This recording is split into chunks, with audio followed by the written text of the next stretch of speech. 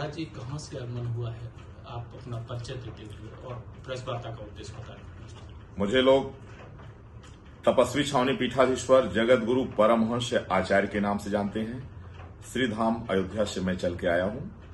आज प्रेस वार्ता का उद्देश्य ये है कि जो अतीत से लेकर के वर्तमान तक ईसाई और मुसलमानों की स्थितियों का जो अवलोकन किया गया, इससे साबित हो गया है कि भारतीय संस्कृति को बचाने के लिए एक ही विकल्प है कि भारत को हिंदू राष्ट्र घोषित कर दिया जाए अतिशीघ्र। नहीं तो चाहे वो 16 अगस्त 1946 का डायरेक्ट एक्शन दे रहा हो, जिसमें करोड़ों हिंदुओं की हत्या मुसलमानों ने इसलिए किया कि वो कहे कि हम हिंदुओं के साथ नहीं रहेंगे, हमें अलग देश चाहिए। और पार्टीशन के बाद पाकिस्तान और बांग्लादेश में जिस तरह से हिंदुओं की हत्या की गई है, 1% हिंदू वहां इस समय जो बचा हुआ है वो भी धार्मिक प्रताड़ना का शिकार है। और जिस तरह से 1990 में कश्मीर में हुआ वह भयावह मंजर, धर्म के नाम पर मौलानाओं ने जिस तरह से वहां कहा कि जितने हिंदू हैं या तो भाग जाएं या इस्लाम कबूल कर लें या मरने को तैयार हो जाएं, और जो वहां लाखों जो है बहन बेटियों के साथ में जो स्थिति हुई, जिस कल्पना करते ही जो है रूह कांपने लगती है।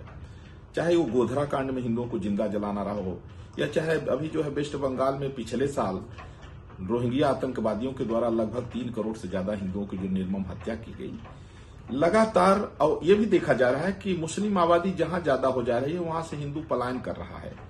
और हिंदुओं का चाहे रामनवमी का त्योहार हो, चाहे हनुमत जयंती हो, वहां मुसलमान पत्थरबाजी कर रहे हैं।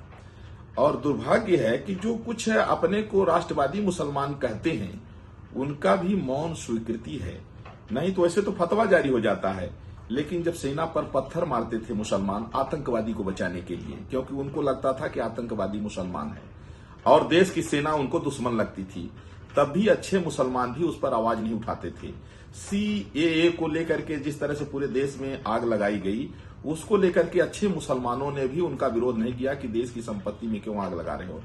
और भारत का रह करके भारत का खाने वाले जब पाकिस्तान जिंदाबाद के नारा लगाते हैं, उनका भी विरोध वो अच्छे मुसलमान जो अपने कहते हैं वो भी नहीं करते हैं। तो उनकी भी कहीं न कहीं से मौन स्वीकृति है। और जो देखा जा रहा है कन्वर्जन, हिंदू आज तक एक भी एग्जाम्पल नहीं है कि जिसके पूर्वज अन्य धर्म के रहे हों उनको हिंदू जो है अपने धर्म में ले आया हो। ऐसा बिल्कुल नहीं। घर वापसी की बात मैं नहीं कह रहा हूं, जिनके पूर्वज हिंदू रहे और वो अगर घर वापसी करना चाहते हैं तो उनको घर वापसी कराई गई हो। तो जो देखा जा रहा है कि ईसाई मिशनरियां जिस तरह से लगातार धर्मांतरण करा रही हैं, इस्लामिक संगठन, इनकी दरिंदगी देखी जाती है। कहीं मौलाना उमर, कहीं मौलाना जहांगीर जैसे लोग कि हजारों हिंदुओं को इस्लाम कबूल करा चुके होते हैं। यहां तक कि इनकी राक्षसी प्रवृत्ति की जो मूक बधिर बच्चे हैं उनको मानव बम बना करके देश को दहलाने की भी साजिश सामने आती है। तो इस तरह की जो स्थिति है, जो इनकी ये इस तरह से मानसिकता है, इसका अब एक ही ट्रीटमेंट है। जैसे अगर किसी को कैंसर हो जाए और वह इस स्थिति में पहुंच जाए कि उसका दूसरा इलाज न हो तो उस अंग को काट देना पड़ता है। तो अब यही है कि जितने ईसाई मुसलमान हैं इनकी नेशनलिटी खत्म हो, भारत हिंदू राष्ट्र घोषित हो। और देश का बंटवारा भी हिंदू मुसलमान के नाम पर ही हुआ है और मुसलमानों के कहने पर हुआ है। और उनको पाकिस्तान बांग्लादेश दिया गया जो इस्लामिक राष्ट्र बन चुका है। तो बंटवारे से बचा हुआ जो भूभाग है यह हिंदू राष्ट्र बनना चाहिए। नहीं, आज जो देखा जा रहा है केरल इत्यादि में कि वहां अलग मुस्लिम राष्ट्र की डिमांड शुरू हो गई है, तो फिर से देश कहीं न बट जाए। और जिस तरह से इनकी स्थिति है, ये पहचान छुपा करके हिंदू बच्चियों को लव जिहाद का शिकार बनाते हैं। और फिर जो स्थिति एक पैदा होती है, तो जो मुसलमान अपनी बहन का भाई नहीं हुआ वो क्या हिंदुओं का भाई होगा? मुसलमानों में देखा जाता है चाचा की लड़की के साथ विवाह, बड़े पापा की लड़की के साथ विवाह, मौसी की लड़की के साथ विवाह, मामा की लड़की के साथ विवाह, फूफा की लड़की के साथ विवाह, यहां तक कि एक बाप से पैदा हुए जो भाई बहन हैं वो भी आपस में निकाह कर लेते हैं, शादी कर लेते हैं। तो जो अपनी बहन का भाई नहीं हुआ वो दूसरे का भाई कैसे हो जाएगा? इसलिए बहुसंख्यक समाज की मजबूरी है कि वो भारत को हिंदू राष्ट्र घोषित कराने के लिए अब वो एकजुट है। और चूंकि मुसलमान जो है सिर्फ ये इंतजार कर रहा है कि मोदी जी का कार्यकाल किसी तरह से खत्म हो जाए और सेंट्रल में कहीं सरकार जो है गड़बड़ हो जाए, इसके बाद फिर जो कश्मीर में हुआ था वो पूरे देश में करने की तैयारी कर रहे हैं।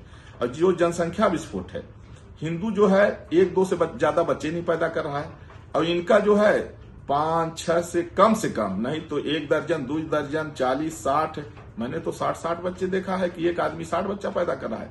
तो आज जितना क्राइम हो रहा है, जो बेरोजगारी बढ़ रही है, महंगाई बढ़ रही है, ये जो जनसंख्या इनकी बढ़ रही है, इनका उद्देश्य एक ही है कि किसी तरह से जो है वोट बढ़ाओ, चाहे कुछ जो मुसलमान तो इस्लाम कबूल करके जो है तो बढ़ाओ, कुछ जो है तो हिंदुओं को मारो।